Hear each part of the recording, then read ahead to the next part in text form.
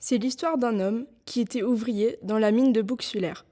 Comme tous les jours, l'homme faisait des allers-retours entre la mine de charbon de Bouxwiller et l'usine du Holzhof où le charbon était transformé en bleu de Prusse.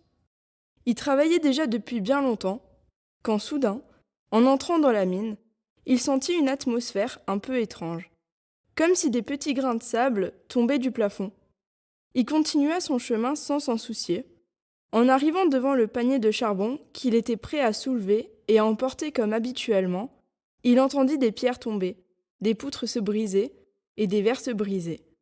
En entendant tout ça, l'homme était sûr que c'était un éboulement. Il se blottit alors dans un coin pour éviter les chutes de bois et de pierres. Plusieurs heures plus tard, quand les ouvriers qui avaient pu s'échapper entrèrent à nouveau dans la grotte, ils virent des corps inertes et des hommes blessés.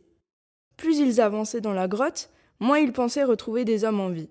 Mais pourtant, au contraire, malgré le nombre de déchets qui étaient tombés dans ce petit chemin, les ouvriers trouvèrent tous les hommes toujours en vie.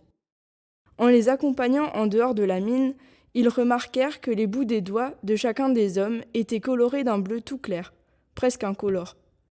Quand tous les hommes rentrèrent chez eux, ils essayèrent d'enlever ce bleu, mais cela était impossible. Le bleu ne disparaissait pas. Au contraire, il devenait de plus en plus vif, de plus en plus visible, jusqu'à s'étendre sur les phalanges, la paume des mains, et même les poignets.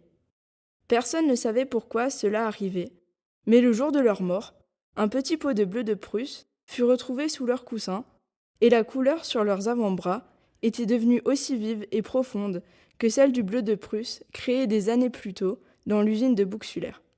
Les petits pots qui se trouvent sous vos yeux sont les derniers qui ont pu être récupérés chez les victimes de cet étrange phénomène.